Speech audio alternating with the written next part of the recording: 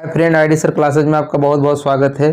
दोस्तों, इस वीडियो में हम ओम के नियम से संबंधित क्वेश्चन देखेंगे। इसमें देखिए पहला क्वेश्चन है कि 4 ओम का एक प्रतिरोध ए, 6 ओम का एक प्रतिरोध बी 2 वोल्ट के बैटरी के साथ श्रेणी क्रम में जुड़ा हुआ है। ए और बी के बीच के सिरों पर विभवापात यानी विभवांतर ज्ञात करना। देखिए विभवांतर होता क्या है? विभवांतर होता है बी बराबर आई आर। क्या होता है? बी बराबर आई आर होता है। तो आप विभवापात बी निकालने के लिए आपको रेजिस्टेंस पता होना चाहिए, यानी प्रतिरोध और धारा। तो देखिए अब किसके ए और बी के बीच पूछ रहा है, तो यानी 4 ओम में कितना विभव है और 6 ओम में कितना विभव है, यही पूछ रहा है। तो इसके लिए आपको पहले क्या पता होना चाहिए? अब यहाँ से देखिए प्रतिरोध तो पता है लेकिन धारा नहीं पता, तो सबसे पहले आपको धारा पता होना चाहिए। तो अब परिपथ का धारा निकालने के लिए कैसे निकालेंगे? अब ये भी ओम के नियम से निकालेंगे, लेकिन यहाँ पर देखिए श्रेणी क्रम में जुड़ा हुआ है। कैसे जुड़ा हुआ? श्रेणी क्रम में। तो श्रेणी क्रम में तुल्य प्रतिरोध क्या होता है? आर बराबर, इसके पहले अगर वीडियो देखे होंगे तो आपको वहाँ श्रेणी क्रम समांतर क्रम बताया गया है। तो श्रेणी क्रम में कैसे जुड़ते? सीधे सीधे, यानी 4 और 6। देखिए कैसे जुड़ेंगे? 4 जुड़ेगा और 6 जुड़ेगा। कितना जुड़ेगा? 4 और 6 जुड़ेगा। तो 4 और 6 कितना हो जाएगा? ये 10 हो जाएगा। कितना हो जाएगा? 10 ओम हो जाएगा। अब देखिए हम जानते हैं वोल्टेज बराबर क्या होता है? V बराबर आई आर होता है। अब इसी फार्मूले से भी निकल जाएगा। ठीक है, अब देखिए V बराबर आई आर, तो I बराबर कितना हो जाएगा? V बटे आर हो जाएगा। कितना हो जाएगा? V बटे आर हो जाएगा। वोल्टेज कितना दिया है? 2 वोल्ट दिया है। और R कितना दिया है? 10 दिया है। कितना दिया है? 10 दिया है। कितना दिया है? 10 दिया है। अब देखिए एक जीरो होते एक अंक पे दशमलव लगाएंगे, कितना हो जाएगा? 0.2 एम्पीयर। जो धारा हो जाएगी कितना हो जाएगी? 0.2 एम्पीयर हो जाएगी। ठीक है, अब धारा पता चल गई, फिर इसी फार्मूले से हम क्या लगाएंगे? बी बराबर आई आर। अब आई का वैल्यू कितना रखेंगे? 0.2, और आर का वैल्यू किसमें कितना रखेंगे? 4। ठीक है, तो एक के सिरों के बीच विभवांतर निकल जाएगा। तो 4 का देखिए यहाँ पर आई का वैल्यू कितना है? 0.2 है। आर का वैल्यू कितना है? 4 है। तो 4 दूनी 8, यानी 0.8। एक ही ऑप्शन में दिख रहा है 0.8, यही हो जाएगा। फिर ये 6 का निकालेंगे तो 6 दूनी 12, यानी 1.2 हो जाएगा। तो कौन सा ऑप्शन सही होगा? इसका डी वाला सही हो जाएगा। अगला क्वेश्चन है, निम्नलिखित में से किसमें धारा के प्रवाह का विरोध की शक्ति न्यूनतम होती है? अच्छा, प्रतिरोध होता क्या है ये भी समझ लीजिए। प्रतिरोध होता क्या है? प्रतिरोध होता जो धारा के मार्ग में अवरोध उत्पन्न करे, वही क्या कहलाता है? प्रतिरोध कहलाता है। ठीक है, तो धारा के प्रवाह का विरोध की शक्ति न्यूनतम होती है। तो न्यूनतम किसमें होती है? एक सुचालक में होती है। ठीक है, किसमें होती है? एक सुचालक में धारा के प्रवाह का विरोध शक्ति न्यूनतम होती है। बाकी देखिए एक अच्छा विद्युत रोधी है। अच्छा विद्युत रोधी है तो उसमें धारा प्रवाह होगा ही नहीं, कुचालक में होगा ही नहीं। उच्च प्रतिरोध है तो ऐसे अगर प्रतिरोध उच्च है तो उसमें धारा का प्रवाह क्या होगा? उच्च होगा। और यहाँ न्यूनतम कह दिए तो कौन सा हो जाएगा? सुचालक हो जाएगा। अगला क्वेश्चन है कि 25 ओम की एक लैंप एक बैटरी के टर्मिनल के बीच संयोजित लैंप द्वारा प्रति सेकंड 100 जूल ऊष्मा उत्पन्न होती है। लैंप के टर्मिनलों के बीच विभवांतर ज्ञात कीजिए। आपको क्या ज्ञात करना है? विभवांतर ज्ञात करना है। तो सबसे पहले आपको एक फार्मूला पता होना चाहिए। देखिए ये होता है एच बराबर, एक फार्मूला होता है एच बराबर आई स्क्वायर आर टी। क्या होता है? आई स्क्वायर आर टी, जहाँ पर आई क्या है? धारा है, आर प्रतिरोध है, टी समय है। अब इसी को देखिए, अब ओम के नियम से बी बराबर कितना होता है? आई आर होता है। बी बराबर कितना होता है? I R. अब यहाँ आई का वैल्यू, क्योंकि यहाँ पर देखिए यहाँ प्रतिरोध दिया है। ठीक है, यहाँ पे प्रतिरोध दिया है और यहाँ पे धारा का वैल्यू नहीं पता है यहाँ पर। और फिर क्या दिया है? देखिए यहाँ पर प्रतिरोध दिया है, पूछा क्या रहा है? विभवांतर पूछ रहा है। ठीक है, तो इस फार्मूले में देखिए प्रतिरोध है लेकिन यहाँ पर धारा नहीं है, यानी धारा को हटाना पड़ेगा। उसके जगह क्या लाना पड़ेगा? वोल्टेज लाना पड़ेगा। तो यहाँ से अगर आई का वैल्यू निकालेंगे तो आई बराबर कितना हो जाएगा? आई बराबर कितना हो जाएगा? बी बटे आर हो जाएगा। कितना हो जाएगा? बी बटे आर हो जाएगा। कितना हो जाएगा? बी बटे आर। तो यहाँ पर जब रखेंगे, देखिए आई का वैल्यू कितना रखेंगे? बी बटे आर रखेंगे, तो स्क्वायर है तो कितना हो जाएगा? बी स्क्वायर बटे आर स्क्वायर हो जाएगा। आपको फार्मूला भी तोड़ना सीखना पड़ेगा। आर गुणे कितना हो जाएगा?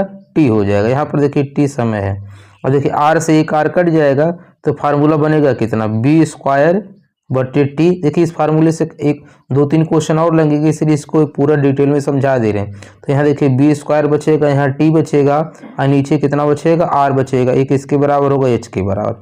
तो आपको देखिए 2 फार्मूले इससे याद रखना है।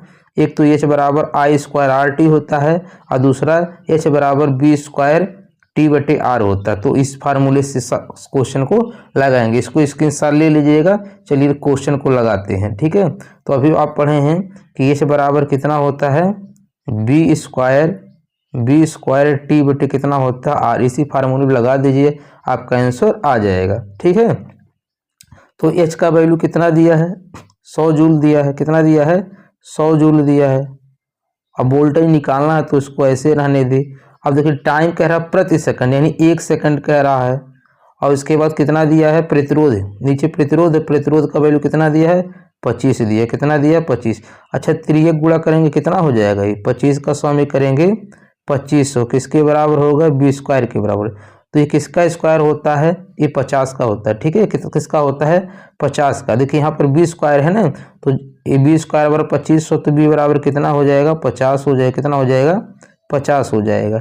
तो कौन सा ऑप्शन सही हो जाएगा, इसका डी वाला सही हो जाएगा। कौन सा सही हो जाएगा, इसका डी वाला सही हो जाएगा। अगला क्वेश्चन है, देखिए ओम के नियम के अनुसार होता है। तो ओम ने क्या बताया था कि अगर नियत ताप पे क्या होता है, वोल्टेज धारा का क्या होता है, अनुक्रमानुपाती होता है, ठीक है, या समानुपाती होता है, दोनों एक ही बात है, ठीक है। तो भी वोल्टेज क्या होगा, डायरेक्टली प्रोपोर्शनल किसके होता है, करंट के होता है। तो इसमें कौन सा हो जाएगा, देखिए यह 1/m कह दिया तो होगा नहीं, स्थिति कह दिया तो होगा नहीं, यहाँ 1/m कह दिया तो नहीं होगा। नियत ताप पर जो वोल्टेज है वो क्या होगा, करंट यानी धारा के समानुपाती होता है। दोस्तों आपसे रिक्वेस्ट है, यदि आप चैनल पे न्यू हैं तो प्लीज़ चैनल को सब्सक्राइब जरूर कर दीजिएगा। वीडियो आपको अच्छा लगेगा तो लाइक कमेंट करके फीडबैक जरूर दीजिएगा। अगला क्वेश्चन है कि 10 ओम का एक प्रतिरोध ए 20 ओम के प्रतिरोध बी और 6 वोल्ट के बैटरी के साथ श्रेणी क्रम में जुड़ा हुआ है। ए और बी के सिरों के बीच विभवांतर क्रम से होगा। देखिए पहला क्वेश्चन ऐसे ही लगाया गया था, तो इसमें देखिए किसमें जुड़ा हुआ, श्रेणी क्रम में। तो श्रेणी क्रम में तुल्य प्रतिरोध कितना हो जाएगा, 10 और 20 जोड़ेंगे 30 हो जाएगा, तुल्य प्रतिरोध कितना होगा, 30 हो जाएगा, ठीक है। श्रेणी क्रम में सीधे सीधे जुड़ता है। अब यहाँ से हम क्या निकालेंगे, आई निकालेंगे। आई किसके बराबर होता है, B/R के। किसके बराबर होता है, वोल्टेज बटे R के। अब यहाँ पर वोल्टेज कितना दिया है, 6 वोल्ट दिया है। कितना दिया है, 6 वोल्ट। R का वैल्यू कितना है, 30 है। कितना है, 30 है। तो 6 × 5 = 30, यानी 1/, कितना होगा, 1/5 हो जाएगा। 1/5 को ही हम जानते हैं कितना होता है, 0.2 होता है। 1/5 का वैल्यू कितना होता है, 0.2 होता है। अब ए और बी के बीच विभवांतर, तो फिर इसी फार्मूले से बी बराबर कितना होगा, IR से। बी बराबर IR से। आई का वैल्यू है कितना, 0.2 है। कितना है, 0.2। अब ए के बीच विभवांतर निकालना है, तो एक वाला प्रतिरोध लेंगे तो कितना हो जाएगा, 10 हो जाएगा।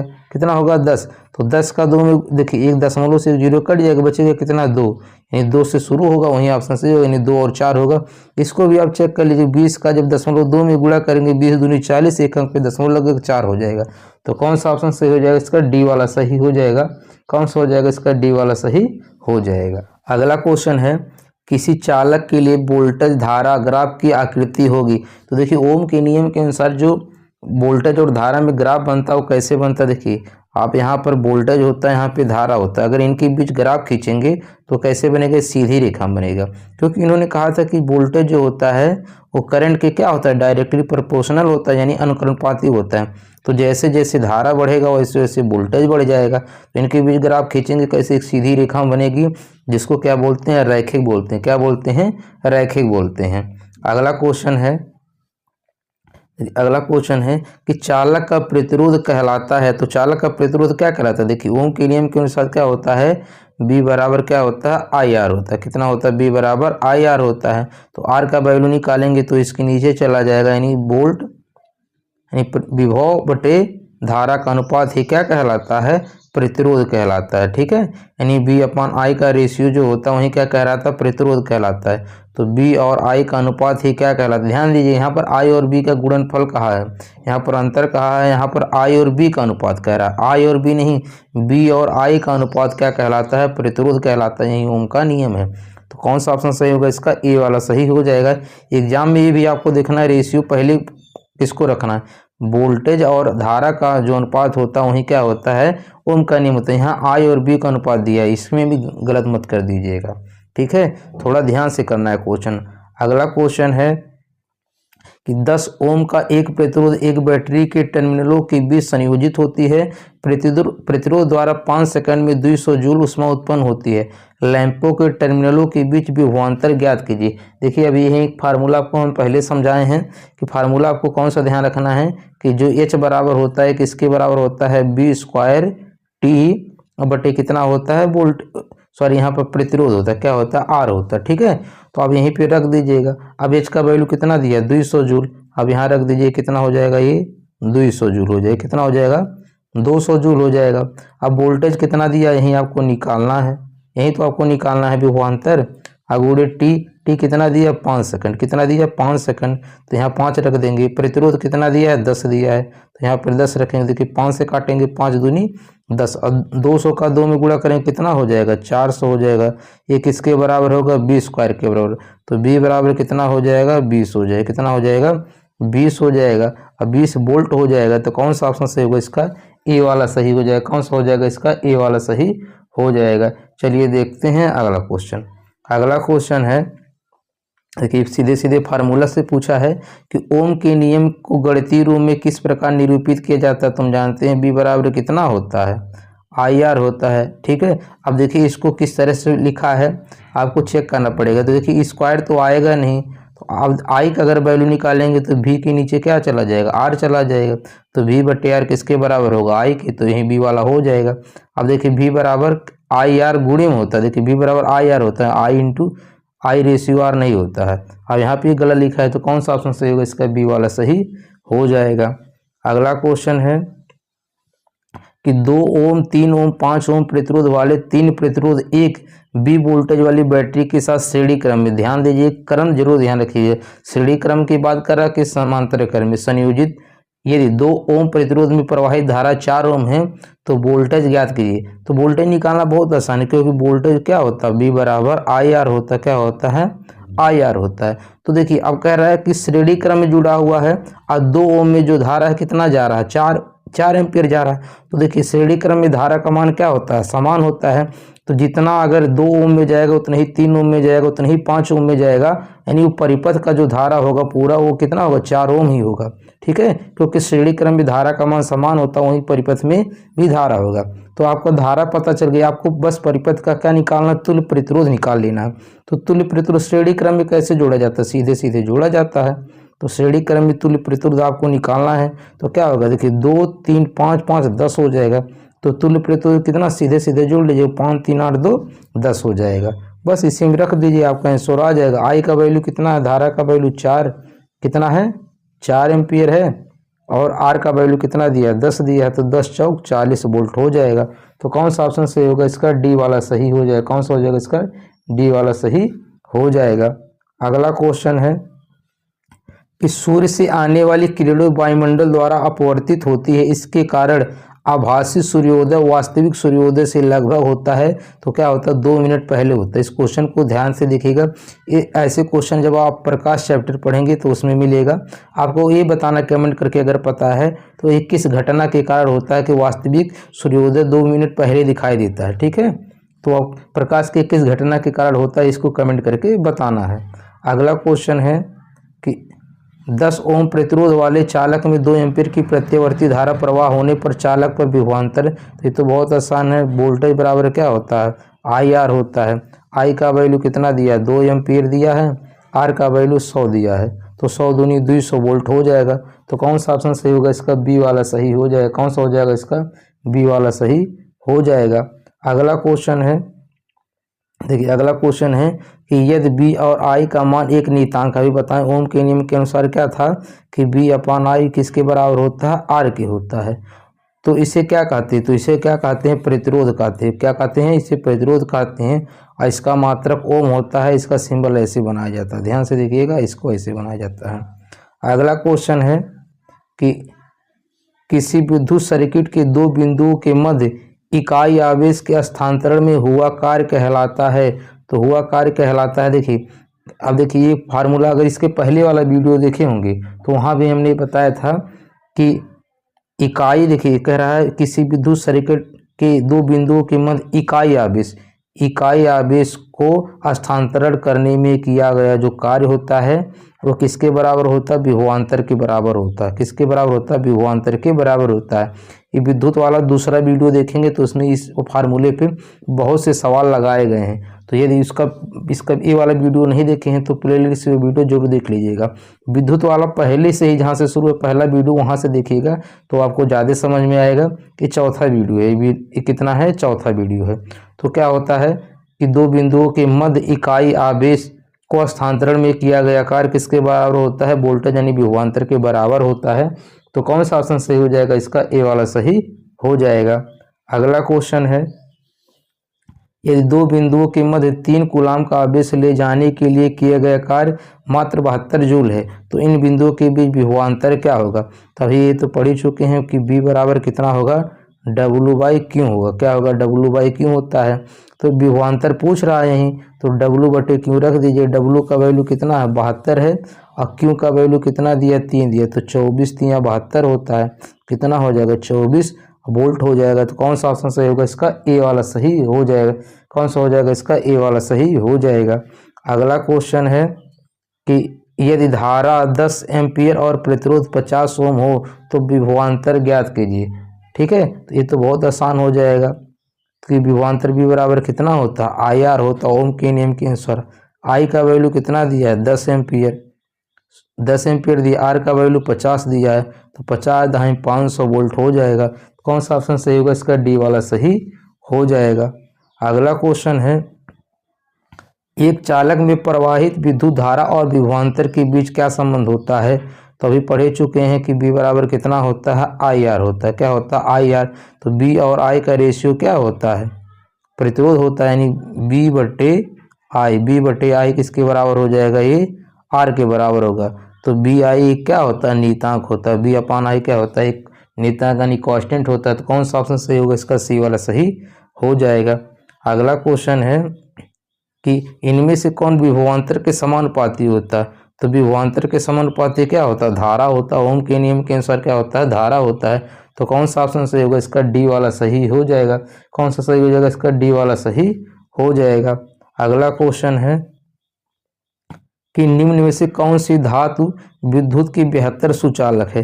तो विद्युत की बेहतर सुचालक कौन है? इसमें चांदी है। ठीक है, देखिए इसमें तांबा भी होता है लेकिन इसमें पूछा है बेहतर सुचालक, तो कौन होगा? चांदी होगा। इसको ध्यान रखना है, ये आपको GS में भी क्वेश्चन पूछता है। विद्युत का बेहतर सुचालक कौन होता है? चांदी होता है। क्या होता है? चांदी होता है। इसका प्रतीक क्या होता है? Ag होता है। ठीक है, अगला क्वेश्चन है कि इनमें से क्या एक विद्युत रोधी नहीं है? इनमें से एक विद्युत रोधी नहीं है, यही आपको बताना है। तो इसमें कौन सा विद्युत रोधी नहीं है? नाइक्रोम। नाइक्रोम भी विद्युत रोधी नहीं होता है। ठीक है, बल्कि ये विद्युत चालक होता है। ठीक है, ये क्या होता है? गुड कंडक्टर होते हैं। नाइक्रोम क्या होते हैं? विद्युत चालक होते हैं, नहीं कि विद्युत रोधी। बाकी कागज विद्युत रोधी मतलब क्या होता है? जो धारा के मार्ग में अवरोध उत्पन्न करे, यानी विद्युत प्रवाहित ना होने दे। तो कागज भी होता करता है, हीरा भी करता है, एबोनाइट भी करता है। तो क्या होता है? इसका क्या हो जाएगा? नाइक्रोम। नाइक्रोम से क्या होता है? धारा प्रवाहित होती है। अगला क्वेश्चन है कि इंसुलेटर का एक उदाहरण नहीं है। पूछा है इंसुलेटर का एक उदाहरण नहीं है, तो इंसुलेटर भी वही काम करता है, धारा के प्रवाह का विरोध करता है। तो इसमें कौन सा नहीं होगा? मानव शरीर। मानव शरीर क्या होता है? इंसुलेटर का काम उदाहरण नहीं करता। मानव शरीर में तो भाई करंट फ्लो होता है ना, तभी तो देखते होंगे कि आदमी को क्या होता है? लाइट मार देता है। ठीक है, तो इंसुलेटर का उदाहरण नहीं। बाकी हीरा हो गया, कांच हो गया, रबर हो गए, ये सब क्या होते हैं? इंसुलेटर का काम करते हैं। अगला क्वेश्चन है कि रिक्त स्थान में सबसे उपयुक्त विकल्प होगा। तो बी बराबर कितना होता है? IR होता है। कितना होता है? IR होता है। अब आई का वैल्यू निकालना है तो आर से बी में भाग कर दीजिएगा, यानी 3 6 18 होता है, यानी 6 एम्पियर हो जाएगा। तो कौन सा ऑप्शन सही होगा? इसका ए वाला सही हो जाएगा। कौन सा हो जाएगा? इसका ए वाला सही हो जाएगा। अगला क्वेश्चन है, देखिए अगला क्वेश्चन है कि यदि इलेक्ट्रिक हीटर के टर्मिनलों के बीच विभवांतर 60 वोल्ट होता है और यह स्रोत से 4 एम्पीयर की धारा प्राप्त करता है, यदि विभवांतर बढ़कर 150 हो जाता है तो हीटर द्वारा प्राप्त की जाने वाली धारा कितनी होगी? ये देखिए, इसके पहले वाला वीडियो देखेंगे तो उसमें इस प्रकार का क्वेश्चन उस वीडियो में 5 से 6 क्वेश्चन है। ठीक है, तो उसमें हम आपको बताए थे। देखिए ओम के नियम के अनुसार क्या होता है? बी बराबर जो होता है वो IR होता है। क्या होता है? IR होता है। ठीक है, क्या होता है आई आर, तो इसमें प्रतिरोध को कांस्टेंट मान लिया जाता है। तो जो अनुपात होता है बी डायरेक्टली प्रोपोर्शनल किसका हो जाएगा, आई के, यानी B1 किसके बराबर होगा, I1 के बराबर होता है, और जो B2 होता है वो किसके बराबर होता है, I2 के बराबर होता है। इसी फार्मूले पर उस वीडियो में इसके पिछले वाले 5-6 क्वेश्चन लगवाए हैं। तो इसमें देखिए कैसे लगाना है। देखिए कह रहा पहले विभवांतर कितना था 60 वोल्ट, यानी पहले कितना था 60 वोल्ट, कितना था 60 वोल्ट। अब B2 कितना हो है इसमें 150 है, कितना है 150 है, कितना है 150। उसके बाद I1 कितना है 4 एम्पीयर है, कितना है 4 एम्पीयर। I2 का वैल्यू आपको पता करना है। देखिए सेम क्वेश्चन उसमें लगाए हैं, तो 4 से काटेंगे कितना होगा, 4 से काटेंगे 15 हो जाएगा, और 15 से काटेंगे 15 दहाई 150 होता है। ठीक है, तो I2 इधर आएगा, ठीक है, I2 इधर आ जाएगा, 10 इधर आ जाएगा, यानी I2 का वैल्यू कितना हो जाएगा 10 हो जाएगा। तो कौन सा ऑप्शन सही हो जाएगा, इसका सी वाला सही हो जाएगा। ये क्वेश्चन सेम पिछले वीडियो में था। अगला है कि 5 ओम प्रतिरोध वाले एक परिपथ में यदि धारा में वृद्धि होती है तो वोल्टेज हो जाएगा। कह रहा 5 ओम प्रतिरोध वाले एक परिपथ में यदि धारा में वृद्धि होती है, ठीक है, कह रहा धारा में वृद्धि होती है तो वोल्टेज हो जाएगा। तो देखिए वोल्टेज क्या होता है, डायरेक्टली प्रोपोर्शनल करंट का होता है, नहीं धारा का होता है। तो जब कह रहा धारा में वृद्धि होगी, जब धारा में वृद्धि होगी तो वोल्टेज में भी क्या होगा, वृद्धि हो जाएगी, यानी बढ़ जाएगा। ठीक है, अब यहाँ घट जाएगा नहीं होगा, समान रहेगा, शून्य हो जाएगा नहीं। अगर धारा बढ़ेगा तो वोल्टेज बढ़ेगा, वोल्टेज बढ़ेगा तो धारा बढ़ेगा। तो कौन सा ऑप्शन सही होगा, इसका बी वाला सही हो जाएगा। अगला क्वेश्चन है कि विद्युत चालकता के आधार पर निम्नलिखित विकल्पों में से विषम चुनना है। किसके आधार पर, विद्युत चालकता के आधार पर। इसमें आपको क्या चुनना है, विषम चुनना है। तो देखिए कॉपर में विद्युत प्रवाहित होता है, मानव शरीर में भी होता है, ग्रेफाइट में भी होता है, लेकिन किस में नहीं होता है, रबड़ में नहीं होता है। ठीक है, इसमें विद्युत चालकता का उदाहरण नहीं है। ये क्या होता है, इसमें से विद्युत प्रवाहित नहीं होता है। तो कौन सा ऑप्शन सही होगा, इसका डी वाला सही हो जाएगा। अब ग्रेफाइट के बारे में जान लीजिएगा, एकमात्र ऐसा अधातु होता है, ठीक है, कहा जाता है कि जो अधातु होते हैं विद्युत के कुचालक होते हैं। ठीक है, जो अधातु होते हैं क्या होते हैं, विद्युत के कुचालक होते हैं, लेकिन ग्रेफाइट एकमात्र ऐसा अधातु है जो विद्युत का सुचालक है। ध्यान दीजिएगा, ये क्या होता है, सुचालक। कि जीएस में भी क्वेश्चन पूछा जाता है। अगला क्वेश्चन है कि निम्नलिखित में से कौन सा विद्युत का सुचालक है। तो इसमें तो आप लगा ही देंगे तांबा। ठीक है, तांबा का तार एल्युमिनियम का तार बनता है, तो इसमें क्या होता है, विद्युत के सुचालक होते हैं। अगला क्वेश्चन है अलावा अधातु विद्युत की कुचालक होती हैं। देखिए वही क्वेश्चन अभी बताए हैं कि मात्र एक ऐसा अधातु होता है जो विद्युत के अलावा, मैं आपको कह दिया के अलावा अधातु विद्युत की कुचालक होती है। तो ग्रेफाइट के अलावा अधातु क्या होती है, विद्युत की कुचालक होती हैं।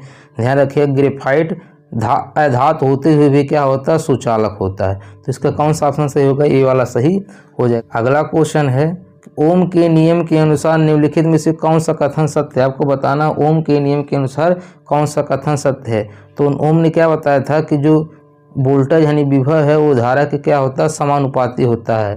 ठीक है, कह रहा किसी तार में प्रवाहित होने वाली विद्युत धारा की मात्रा तार की लंबाई की कोई बात नहीं करता है। किसी तार में प्रवाहित होने वाली विद्युत धारा की मात्रा सिरों के मध्य विभवांतर के समानुपाती होता है। तो धारा क्या होता है, विभवांतर के समानुपाती होता है, यही सही हो जाएगा। धारा की मात्रा तार के सिरों के विभवांतर के व्युत्क्रमानुपाती नहीं, समानुपाती होता है, ध्यान रखिएगा। किसी तार में प्रवाहित होने वाली विद्युत धारा की मात्रा तार के प्रतिरोध की भी बात नहीं करता है। तो कौन सा ऑप्शन सही होगा, इसका बी वाला सही हो जाएगा। कौन सा होगा, बी वाला सही हो जाएगा।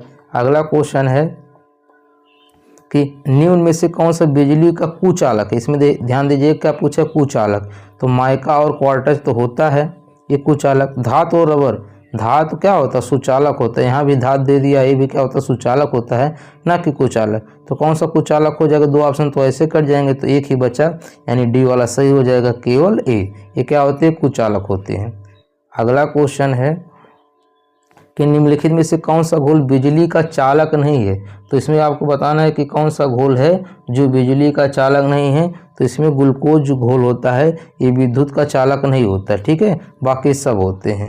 अगला क्वेश्चन है कि ओम के नियम के अनुसार, देखिए कितनी बार पूछा है ग्रुप डी में ही, कि ओम के नियम के अनुसार तो बहुत आसान है। ओम का नियम क्या कहलाता है कि वोल्टेज और करंट का जो रेशियो होता है वो क्या होता है, स्थिरांक होता है, यानी कांस्टेंट होता है। तो कौन सा ऑप्शन सही होगा इसका, ए वाला सही हो जाएगा।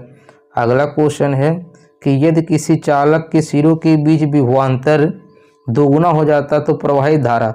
अब देखिए ओम के नियम के अनुसार क्या होता है कि जो वोल्टेज होता है डायरेक्टली प्रोपोर्शनल किसके होता है, करंट यानी धारा के होता है। तो कह रहा है कि सिरों के बीच विभवांतर दोगुना, तो विभवांतर दोगुना होगा तो धारा भी क्या होगा, दोगुना हो जाएगा। बस कौन सा ऑप्शन सही होगा इसका, ए वाला सही हो जाएगा। कौन सा हो जाएगा इसका, ए वाला सही हो जाएगा।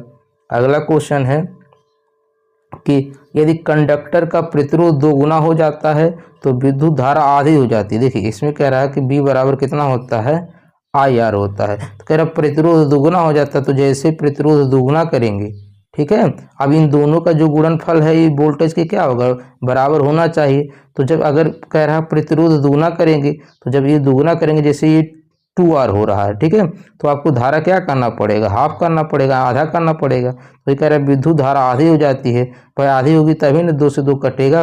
यह किस कारण होता है, ये ओम के नियम के अनुसार होता है। ओम का नियम क्या होता है, बी बराबर आई आर, यानी ऐसे भी कह सकते हैं बी अपॉन आर किसके बराबर होगा, आई की। तो कौन सा ऑप्शन सही होगा इसका, बी वाला सही हो जाएगा। कौन सा होगा, बी वाला सही हो जाएगा। अगला क्वेश्चन है कि विभवांतर और विद्युत धारा के बीच संबंध किसने खोज किसने की थी। तो ये किसने की थी, ओम ने की थी। इन्होंने ही तो बताया था कि वोल्टेज धारा के क्या होता है, समानुपाती होता है। अगला क्वेश्चन है कि विभवांतर को स्थिर रखते हुए एक परिपथ का प्रतिरोध आधा कर दिया जाए तो धारा पर क्या प्रभाव पड़ेगा। तो देखिए कह रहा है बी बराबर कितना होता है, आई आर होता है। कितना होता है, बी बराबर आई आर होता है। बी बराबर कितना होता है, आई आर होता है। अब क्वेश्चन में कह रहा है विभवांतर को स्थिर रखना है, वोल्टेज को कांस्टेंट रखना है। अब देखिए जब वोल्टेज को कांस्टेंट रखेंगे तो इन दोनों में रिलेशन निकालेंगे तो क्या होगा, आई इनवर्सली प्रोपोर्शनल, आर नीचे चला जाएगा तो क्या होगा, 1/r हो जाएगा। क्या हो जाएगा, इनमें व्युत्क्रमानुपाती संबंध होता है। तो ये एक परिपथ का प्रतिरोध आधा कर जाए, अब इसका जब प्रतिरोध क्या करेंगे, आधा करेंगे। आधा करने का मतलब ये कितना होगा, r/2 होगा। तो जब r/2 होगा तो ये 2 ऊपर चला जाएगा, यानी 2/r हो जाएगा। तो जब इसको आधा करेंगे तो धारा क्या हो जाएगा, 2 गुना हो जाएगा। बस यही क्वेश्चन पूछ रहा है। आधा कर जाए तो धारा का पर क्या प्रभाव होगा, धारा क्या हो जाएगा, 2 गुना हो जाएगा। तो कौन सा ऑप्शन सही हो जाएगा इसका, बी वाला सही हो जाएगा। कौन सा हो जाएगा इसका, बी वाला सही हो जाएगा। अगला क्वेश्चन है। अगला क्वेश्चन से पहले दोस्तों आपसे रिक्वेस्ट है, आप लोग वीडियो देख रहे हैं, लाइक बहुत कम कर रहे हैं और सब्सक्राइब भी बहुत कम कर रहे हैं, कमेंट भी बहुत कम कर रहे हैं। भाई देखिए लाइक करना कमेंट करना तो फ्री कॉस्ट होता है, तो जो फ्री कॉस्ट है उसको ज़रूर कर दीजिएगा।